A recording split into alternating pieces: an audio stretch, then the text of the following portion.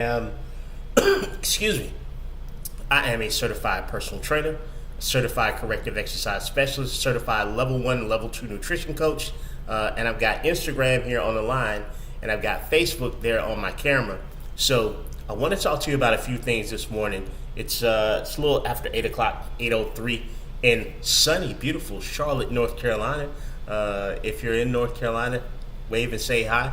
But what I want to talk to you today, yesterday I mentioned something on Facebook and Instagram. And what I mentioned yesterday was that one of the things that I see happening with the clients that I work with, which are all women in midlife, one of the things I see happening is sort of an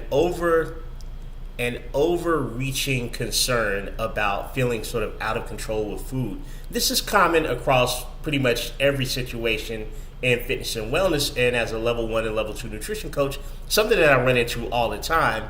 And I had questions from my clients when I first started 10 years ago, and they would say, what can I do to not feel so out of control around food?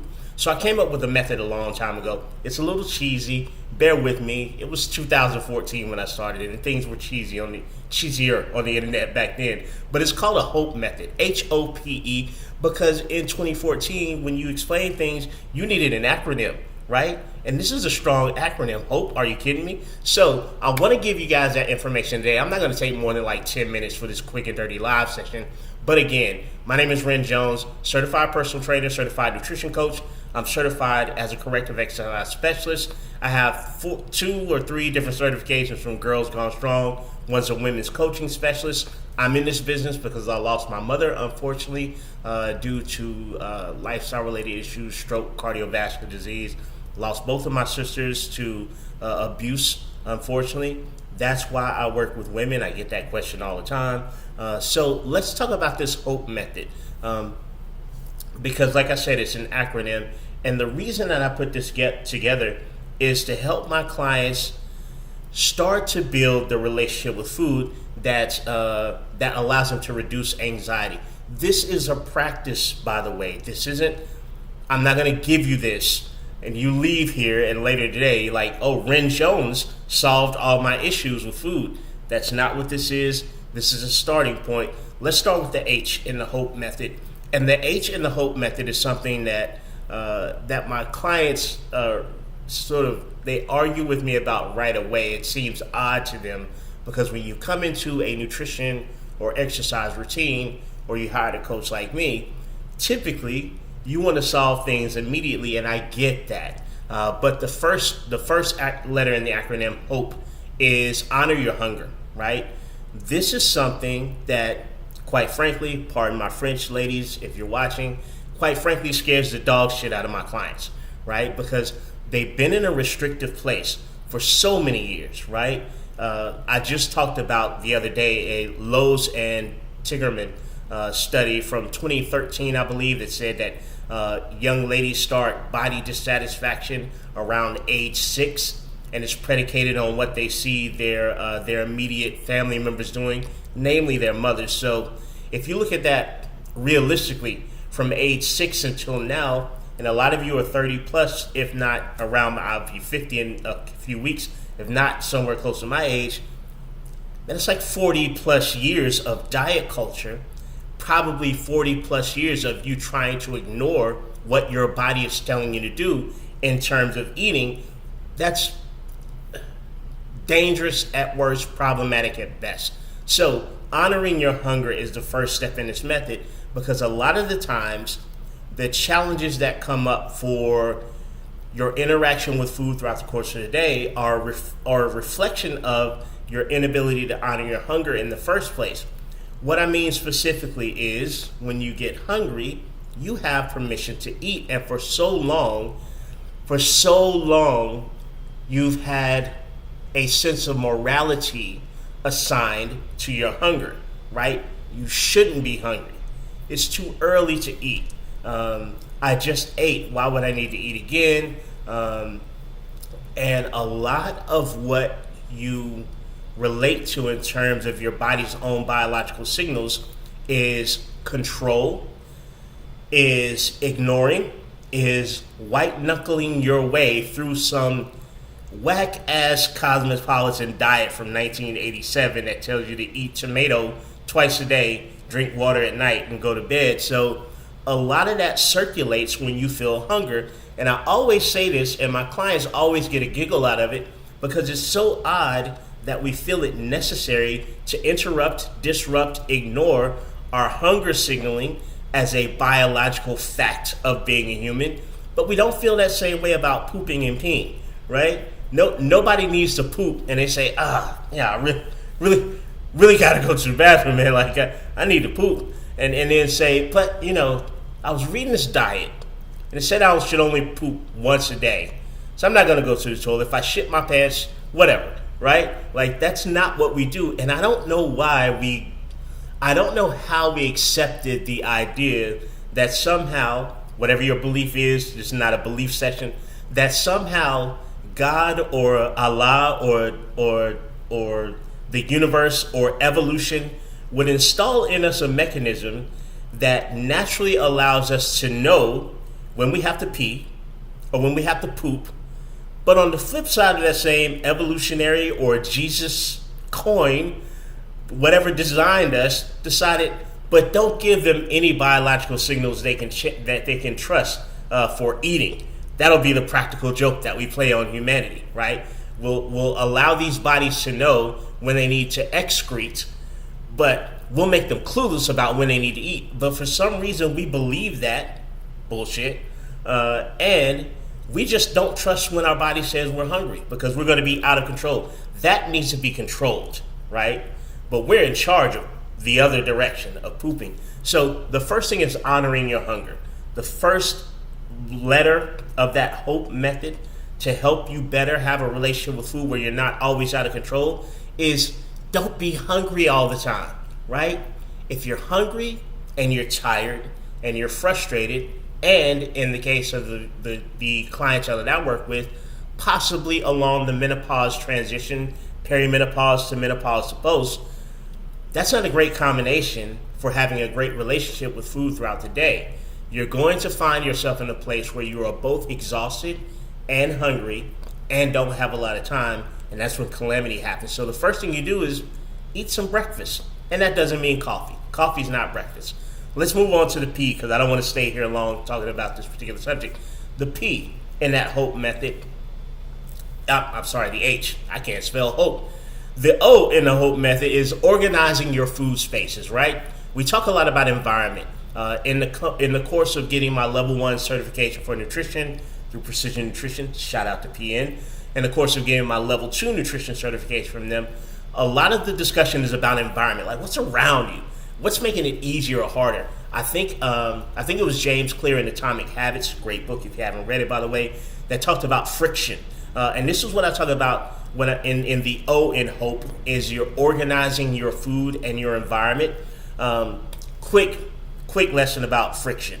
For me, I love donuts, right?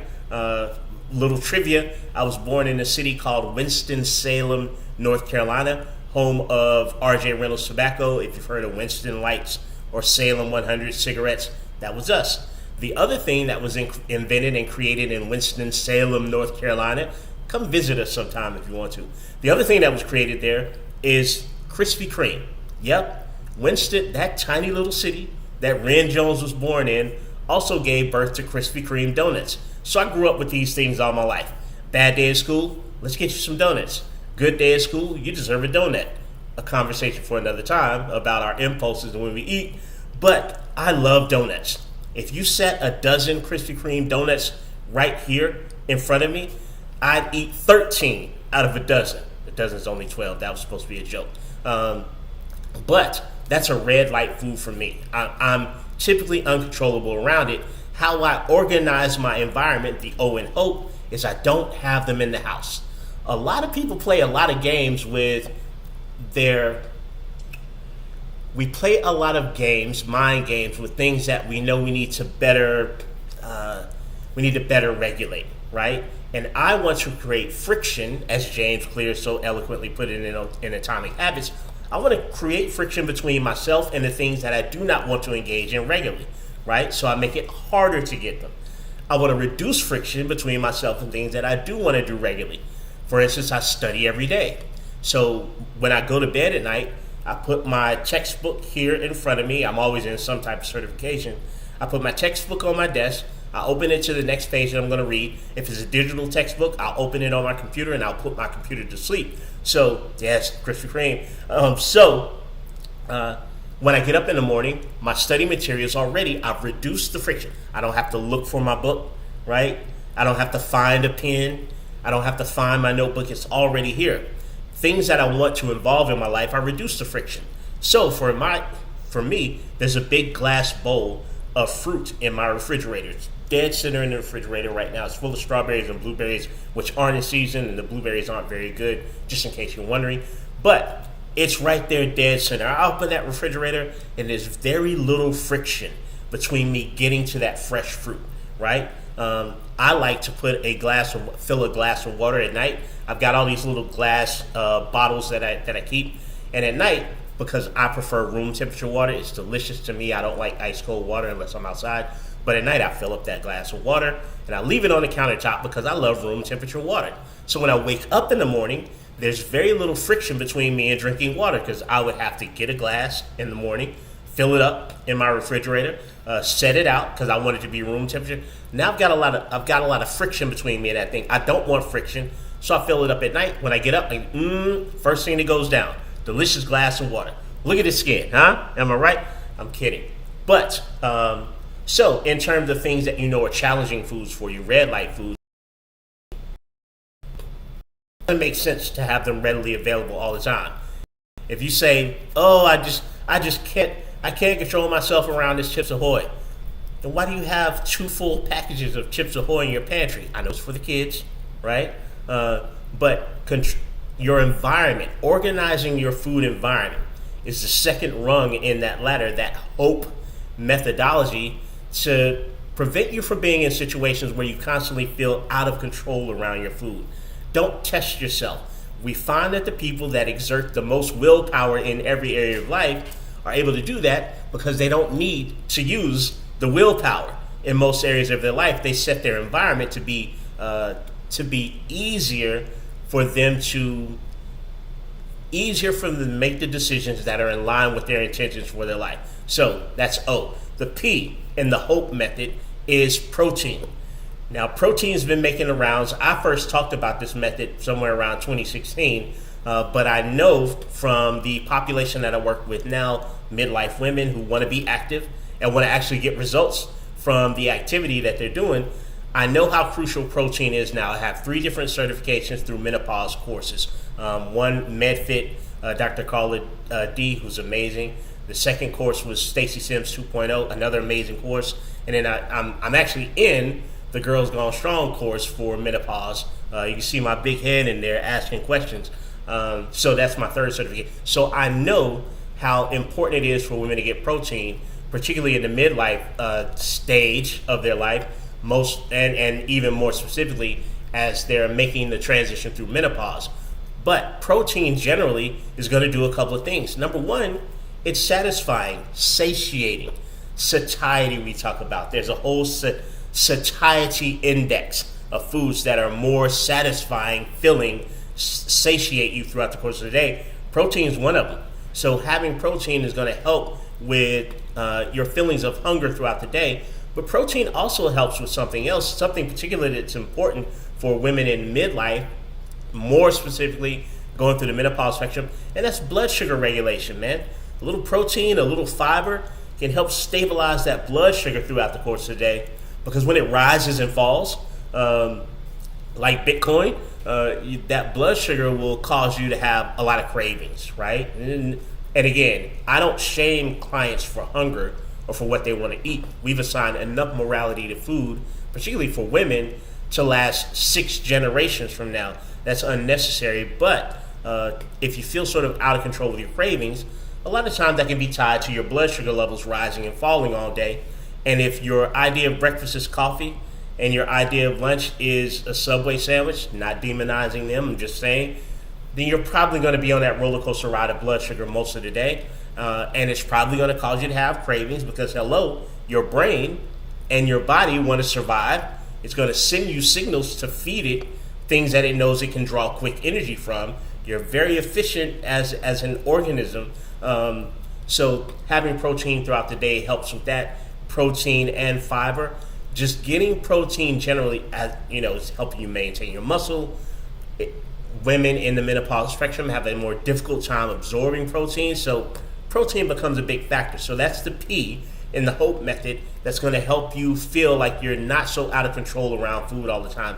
The E in that HOPE method is eating slowly, right? This is a core tenet of what all of the nutrition coaches through Precision Nutrition are taught. One of the first lessons that we're taught to impart to our clients, our amazing clients, is to slow down when you eat, right? Now, there's a few reasons why this is helpful, particularly for the population of women that I serve, which are midlife women. But let's go through the basics. Number one is you're less likely to overeat if you eat slowly. Mechanisms in the body, right? Hormones in the body. We'll talk about two really quickly. Ghrelin, which I think is spelled Ghrelin. I forget where the H goes. Words with H in the middle, I confuse where the H is. And the other leptin, Leptin. Leptin being a satiety hormone, satisfaction, I've had enough. Ghrelin being a hormone that signals hunger. I always remember ghrelin because I think about Gremlins, and I'm a 70s baby and 80s kid, so Gremlins was the joint when it came out back in the day. And they eat a lot, right? So those two signals, leptin takes a little while to secrete. The satiety, the I'm done hormone, I'm full hormone, takes a little while to kick in. It takes about 15 or 20 minutes to kick in. Don't laugh at me. Gremlins, Gremlins was the bomb. It takes a little while to kick in, right? So it takes about 15 or 20 minutes. Stop me if you've ever had this situation. You're going to your favorite restaurant later in the day. Maybe you don't eat because somebody's going to take you. My mom used to take me to my favorite restaurants back in the day. And I wouldn't eat because I was going to eat everything at the restaurant, right? So you eat, and then hit you, right? You're like, oh man, whew. Oh, I'm glad you drove. That's leptin secreting, but you've typically eaten so quickly that you sort of overshoot the runway. And what I mean by that is you consume so much so quickly that satiety hormone doesn't get a chance to signal to you that it's had enough, and all of a sudden you feel the entire feeling of satiety come upon you all at once, right? If you give yourself a little more time to eat your meal, you'll find that you're able to stop early. Now, I don't preach calorie deficit to my clients, not in the way that you think, right? I don't do any calorie counting with my clients or macronutrient counting. But this is a great way to, at the very least, not overeat. Typically with my clients, I'm not trying to get them into a calorie deficit. They've practiced enough of that over the course of their lives, and it's driven them, in most cases, batshit crazy. And I don't want them to be a 75-year-old weighing almonds on the scale. I just don't want them. I just don't want them to have to do that for long term. But I can keep them from overeating by being able to recognize when their body's satisfied, right? And if you just slow down, it's like a magic trick. If you just slow down and give yourself 15 minutes or 20 minutes to eat your meal slowly, you will feel a sense of satisfaction, and you'll look down and notice, I've still got food left on my plate. Now, at that point, a lot of psychological programming is going to interrupt. We don't waste food in this house. You ask for all that food, you better eat it, young lady. What about the starving kids in XYZ? There's a lot to uproot there, and that's what I do in the course of my program. But we're not going to get into that right now. But slowing down to eat can allow you to feel more satisfied with less food because you're not overeating, because you're not in such a rush. You would have always been satisfied with less food if it's real food. You would have always been satisfied with less food had you not eaten so quickly. Average person probably eats an entire plate of food in about 7 minutes, right? And I'm asking for 15. And if you can experiment today. If you get a plate of food today and you're in a safe situation where you can sit and eat, Try to set your timer for 15 minutes and it will feel like forever. It will feel like you've watched Titanic 3 times in a row before that 15-minute timer goes off. There was room on that door, by the way, for Jack. Discussion for another time. But it will feel like forever. It'll feel like forever, and that will alert you to, how fast was I eating before? So be mindful of that. But the other thing that's important here, particularly for the clients that I work with, who are primarily women in midlife, right, and are going through one of the 3 stages of menopause, if you want to call it that. There's more stages than that, really, but we'll just say that, is the lack of gastrointestinal distress, right? Women will find when they get into midlife, particularly as they enter into perimenopause, estrogen starts to withdraw, or at the very least fluctuate. They'll find that they may have a greater tendency for like gastrointestinal upset, like distress. And then part of that reason is because estrogen affects your gastrointestinal system, and now it's all over the place. But you'll find that that's the case, and eating slowly really helps you take better care of your gastrointestinal system when you're not just consuming so quickly and pushing food down and trying to swallow larger pieces, right? Slow down, chew your food. It's better. That's my H.O.P.E method, right? And I addressed yesterday that oftentimes one of the concerns that I see from the population I work with, midlife women, is that they feel out of control around food all the time.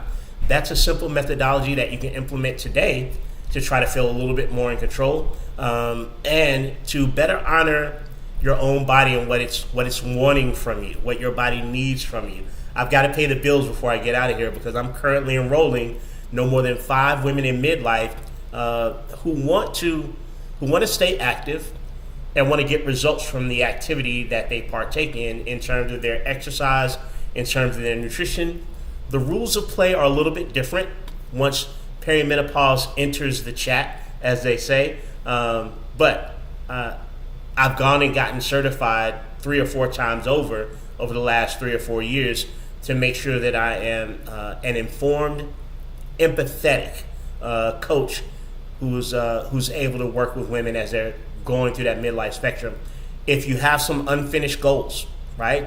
If you've got some of those 2000 health goals, right? You've got some of those 2020 health goals. Some of you may have some of those 1995 health goals, and you feel like you're spinning on a wheel, right? And you're exhausted by diet culture, the calorie counting and macronutrients and diets of it all. If you want to learn how to do a shorter workout that's more beneficial, that will actually yield results like you got when you were in your 30s and your 20s, then my 15-week signature program may be a good fit for you. DM me the word live, L-I-V-E, live. If you're ready to make a change, you're sick and tired of being sick and tired, as they used to say in my mama's church, sick and tired of being sick and tired. DM me the word live. We'll have a quick conversation in the DM. I need to ask you like 4 or 5 questions, so don't DM me live and then ignore me all day when I start asking you the questions, to see if what my programs offer might be a good fit for you. And if they are, we'll go from there. I'm enrolling from now until Sunday the 24th, and then I want to enroll again to the next month. But I'll be back tomorrow with another live session. Thanks for rocking with me. Facebook, Twitter, X, whatever your name is now. Identity Crisis. Facebook, Twitter, LinkedIn, YouTube. Thanks for rocking with me. Instagram, you know you my favorite, right? You know you my favorite, Instagram. Don't play like that. No, you hang up. I'll talk to you guys later. I'll see you tomorrow. Have a great day. Be powerful today. Take some main character energy out there into them streets today. Have a good one. Facebookers, YouTubers, Xers, if you can call it that. See y'all tomorrow.